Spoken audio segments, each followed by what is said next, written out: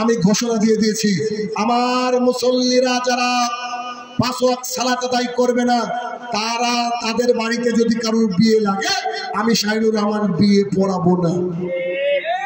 2, 5 ওয়াক্ত সালাত ছাড়া যদি আমার মুসল্লিরা কেউ মারা যায়, তার জানাজা আমি করবো না, কুকুরের মতো পুঁতে রাখবো। ওইটা যদি আমার বাপ হয়, তারপরেও আমি এই কথার উপরে অটল থাকবো। ওই হুঙ্কারে আমার বাপ অন্তত 5 ওয়াক্ত সালাত ধরেছে, আলহামদুলিল্লাহ।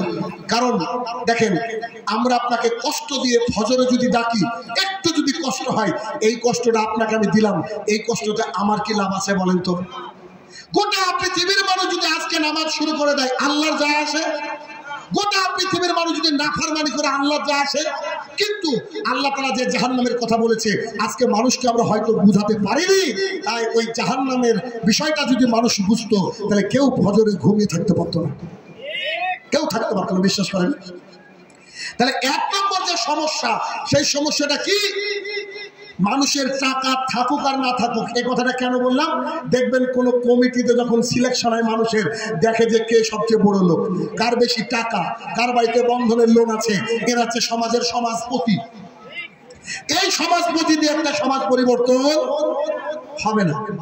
এমনও মূর্খ লোক আছে জানেন, এমন মূর্খ লোক আছে, এক লোক ইমামতি শুরু করেছে, ইমামতি শুরু করে পর্দার উপরে ওয়াজ করেছেন।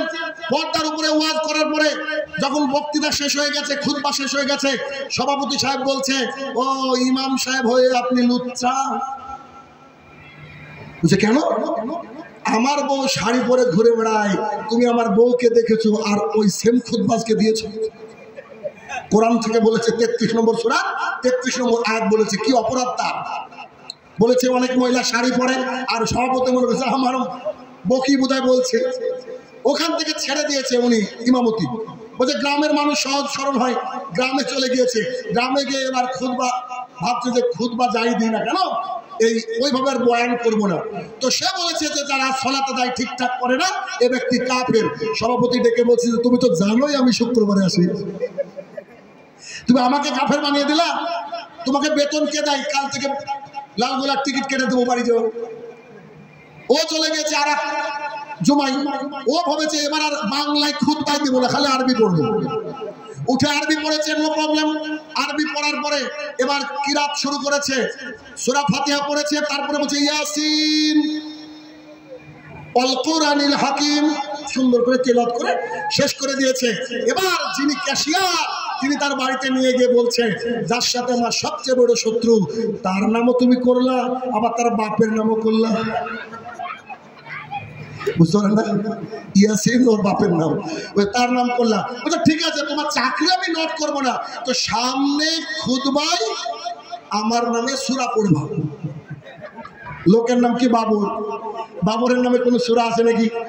কোরআনে কত বড় মূর্খ, মূর্খ দেখেন তো। ভাবছে যে কি করবো, সবাই মূর্খ মানুষ, তো আরবি বোঝে না, বেশিরভাগই আরবি বোঝে না। এই জন্য আমাদের যেসব মসজিদে আরবিতে খুতবা হয়, তারা যদি কিয়ামত পর্যন্ত খুতবা দেয়, একজন মানুষকে নামাজি বানাতে পারবে না। কেন? দেখবেন 80% লোক ঘুমায়, যে মসজিদে খুতবা হয় 80% লোক ঘুমায়। ঘুমায় কি ঘুমায় না? কেন? ও জানে যে ইমামও বুঝে না, আমিও বুঝিনি, ঘোড়ার ডিম করবো, গরম ভাত খেয়ে বউ পাঠিয়েছে, আর উপরে ফ্যান চলছে, আর এখানে তো এসি আছে গো। এসে মারলো ঘুম, এক একজন আবার নাকও ডাকে। এটা বাস্তবতা আমার কাছে আছে, আপনাকে দেখাচ্ছে। এবার ও ভাবছে কি করবো, আল্লাহ চাকরি তো বাঁচাতে হবে। আল্লাহু আকবার, সূরা ফাতিহা শেষ। এবার বলছে ইয়া বাবর আনতা খিনজির ওয়া আবুকা কালবুন, শুরু করে দিয়েছে কিছুটা। ও খুব খুশি, মাশাআল্লাহ, এ হচ্ছে আমার নামে সূরা, আর আবুকা মানে বাপ, তাই না? তো জি, খুব সুন্দর। উনি বললেন, হে বাবর, তুই হচ্ছে শুয়োর, ও আবুকা খিনজি, তোর বাপ হচ্ছে মানে কুকুর, কালবুন। বুঝেনি?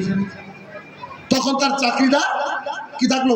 স্টে থাকলো। আমি আপনাকে বলি, আমাদের মসজিদে, যেটা জলঙ্গির মসজিদ, ইসলাম মসজিদ, আমি ভাবলাম যে আমি যেখানে যাই, যদি খুতবার আগে যাই, তো আমি তো আর বসে থাকতে পারবো না। আমি প্ল্যান করে বাড়ির থেকে বেরিয়েছি, গলার অবস্থা খারাপ, খুতবা দিব না, কিন্তু 2 মিনিট পরে ঢুকবো। ইমাম দাঁড়িয়ে গেলে সালাম দেওয়ার পর তারা আমাকে বলতে পারবো না খুতবা দেন। আমি ঢুকেছি, তো যেই বয়ান করুক না কেন, যেই কথা বলুক না কেন, আমি কিন্তু খুব শুনি, আমি সব জায়গা থেকে শিখি। কথা বুঝেননি? আমি সব জায়গা থেকে শিখি। তা আমি বসে আছি, একেবারে মনোযোগ সহকারে খুতবা শুনছি, আমার জানা হাদিস গুলাই বলছে। হঠাৎ করে দেখি পাশ থেকে একজন ব্যক্তি নাক ডাকছে। এরকম লোক আছে নাই? দেখছি নাক ডাকছে, পাশে দেখে আমি ভাবলাম নাক ডাকা লোক যদি পেয়েছি তাহলে ঘুমাবে এমন লোক তো আছে। খুতবা আমার কান শুনছে আর আমি চোখ আমার খুঁজছে কে কে ঘুমাচ্ছে একটু দেখি। 2 থেকে 3 জনকে বুঝতে পারলাম যে ঘুমাচ্ছে, বুঝলেন? তো আমাকে একটু মানুষ বেশি ভয় করে, যেমন কোরআন হাদিস বলি, লাঠি তো ওইরকম আর কি। তো এখন খুতবা যে শেষ করেছে, একটা পরিচিত বক্তা, চিনেন সবাইকে ওনাকে। তো খুতবা শেষ করেছে, করার পরে আমি উঠে বলছি যারা যারা ঘুমাচ্ছিলেন ওযু করে আসেন। আমি দাঁড়িয়ে কথা বলেছি, আমার উপরে আর কথা বলার ওখানে কেউ নাই মসজিদে। ওখানে রাহুলও আছে, আরো সবাই আছে। তাই বললাম যারা যারা ঘুমাচ্ছিলেন একটু ওযু করে আসেন, ঘুমালে মানুষের ওযু থাকে না। বিশ্বাস করেন কেউ ঘুমায়নি, কেউ ঘুমায়নি। খুতবার লাঠিটা হাতে নিয়ে বললাম আমি কিন্তু 3-4 জনকে দেখেছি, প্রায় 25 থেকে 26 জন উঠে গেল আপনার এই ওযু করতে। বলছে ভাই একটু দাঁড়ায়েন।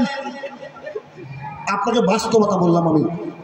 এত তথ্যবহুল আলোচনার মধ্যে যদি মানুষ ঘুমায়, তো খালি আরবি বললে ঘুমাবে না তো কি করবে বলছেন আপনি? এই জন্য আমাদের সামাজিক যারা মোরাল দায়িত্ব করবে, সামাজিক যারা নেতা হবে, তাদেরকে হতে হবে শিক্ষিত, কোরআন এবং সুন্নাহ মাননে বলা। তারা যদি কোরআন এবং সুন্নাহ মানে, তারা যে ইমামকে নিয়োগ করবে, তাহলে একটা সমাজ পরিবর্তন হবে। কেন?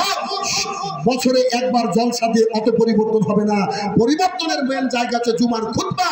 কেননা মানুষ সেই দিন আশা করে যায় যে আজকে কিছু শুনবো।